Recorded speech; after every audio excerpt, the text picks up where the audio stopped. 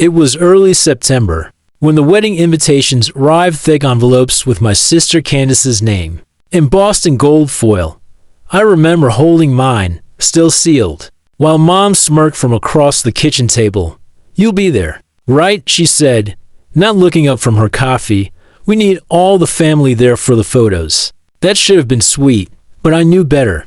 I was never family to them, not really. Not since Dad decided my old Mustang was a stain on their name, and Mom stopped pretending to care about what I did unless it helped Candace look better. Candace, the golden girl, the lawyer, the one marrying a guy from a family so wealthy. Their welcome party was hosted at a yacht club I wasn't even allowed to park near. "Yeah," I replied quietly, "I'll be there."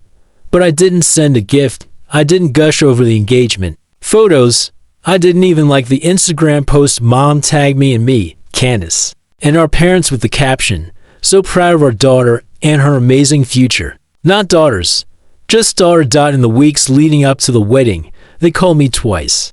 Not to check on me, not to ask how I was doing or congratulate me on the restoration business I'd started with my own hands. No, they asked me to sell my car, the same car I rebuilt from scrap with every dollar I'd saved.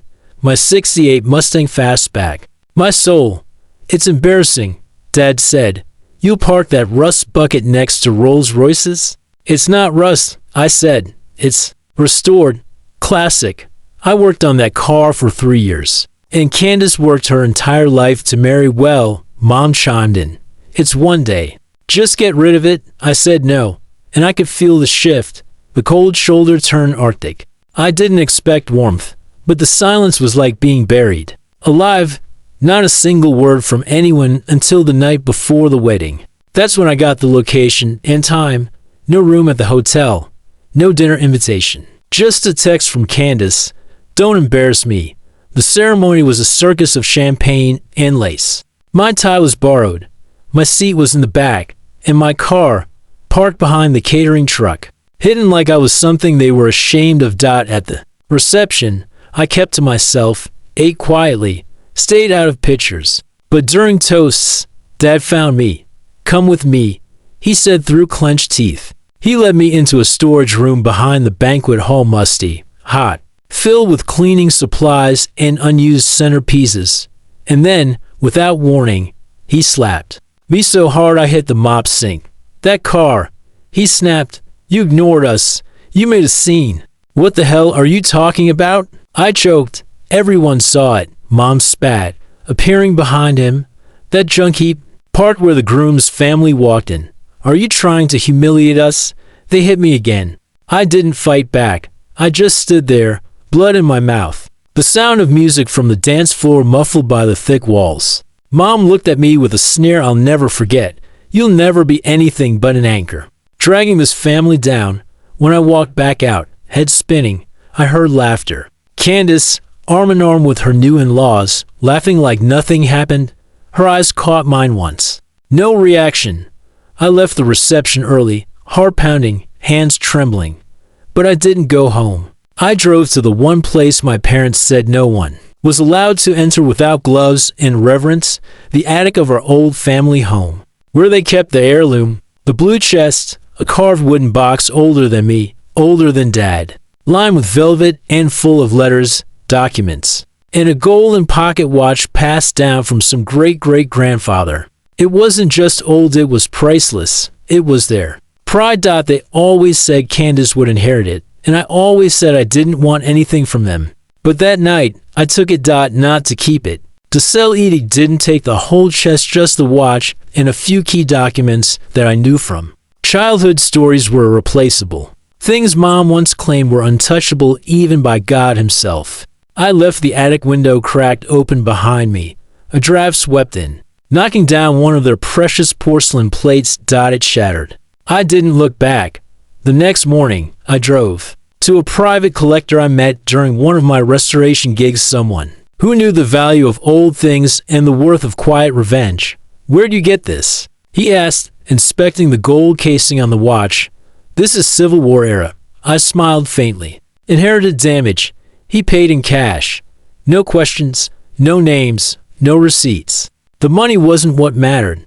It was what I planned to do with it. I used it to finish building my shop, a real one, not the garage I'd been renting.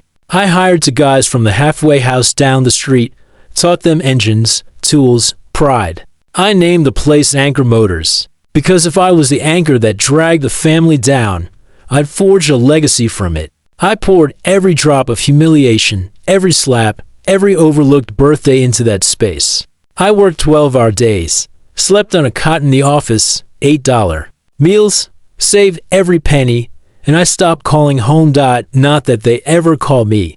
Candace's life blew up across social media: honeymoon in the Maldives, kitchen renovations, spa days, and tennis matches. Every post had thousands of likes. Every comment was hashtag goals. I didn't like a single one. A year passed. I was underneath a 1971 Charger, grease all over my arms, when a man in a tailored suit walked in and asked if I was the owner. I am, I said, standing up, wiping my hands. I'm with Monarch Auto Designs. We saw your rebuilds on the vintage car forum. We're expanding. Would you consider a partnership? I paused. Behind him, through the open garage doors, my Mustang gleamed in the sun. Still mine. Still whole. Let's talk, I said. By the time the ink dried, Anchor Motors had a full-page ad in a national magazine. My face was on it, not smiling, just real. The caption read, "From wreckage to worth. The man who rebuilt more than cars." I didn't tag my family when it went live, but I knew they saw it, because 2 days later, Mom called. Her voice was strained, fragile. "Sweetheart, we saw the article. It was lovely. Your father and I were wondering, we're planning a little family gathering. Maybe you could bring your business partner." I let the silence stretch. "Bring the watch," I finally said. "The what?" "The one I sold." She gasped. Click. 3 months later, Anchor Motors opened its third branch. Candace posted a story about her third failed IVF round. Her husband had taken a job overseas and hadn't returned her calls in a week. And Mom showed up at my garage, unannounced, clutching her handbag like it contained answers to prayers. I nearly didn't recognize her. She looked smaller then. I remembered, thinner. Her eyes were darting around, looking at the spotless floor, the new equipment, the uniformed crew, my name on the glass, colon. She breathed. "You're doing very well." "I've been busy," I said, walking past her. She followed. "We were thinking of having a family dinner soon. Something small. Just us." I didn't respond. She cleared her throat. "Your father has been feeling unwell. He's very sorry about how things were handled, about the wedding. He says we should have shown more appreciation." I turned slowly and looked her straight in the eyes. "Which part does he regret more? Hitting me in a parking lot like I was nothing, or giving a house to Candace and handing me a picture frame like a participation trophy?" She flinched. "He didn't mean to hit you." I laughed coldly. "You both meant every second of it." She reached out. "But look at you now. You proved us wrong. You made something of yourself." I stepped back. "You don't get to spin. This is inspiration. You weren't obstacles. You were abusers." Her hand fell. "Please. We've lost a lot since then. Your dad's business folded. Candace's husband left. Things are difficult. We could use your help." There it was. Not love. Need. Double quotes. Funny, I said. I've had a lot of people needing me lately. You know who never needed me? You. That night, I invited them all over. Candace, Mom, and Dad. I didn't tell them it was a staged media event for a documentary on small-town automotive success stories. I had the cameraman wait in the next room.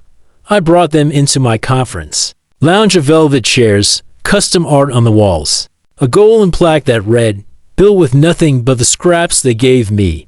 They didn't get it until I placed the photo frame they gave me on the table. "Remember this?" I said. Candace looked uncomfortable. "Is this a joke?" I found the perfect place for it. I pointed toward the restroom door. I mounted it above the urinal in the public bathroom. Dad's face turned red. "You think this is funny?" I smiled. "No, I think this is legacy. You bought Candace a house, remember?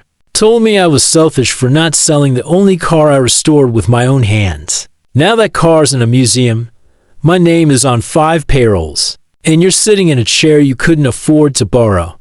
Mom began crying softly. Candace stood. You've changed, Colin. No, I said calmly. You just didn't expect me to survive. I excused myself and signaled to the cameraman to start recording through the one-way glass. They didn't know they were about to be featured in the part of the documentary about who didn't believe in him. The interviewer's voice later narrated, when your own family doubts you, you don't break, you build. The scene went viral, not because I was petty, but because the world loves a man who builds something out of nothing, especially when nothing is exactly what he was told he was worth. That week, I got a handwritten letter from Dad. It didn't say I'm sorry. It said, how much did you sell the watch for? I didn't reply, because by then, my worth wasn't tied to gold or glass. It was built from blood, oil, and memory, and it was priceless.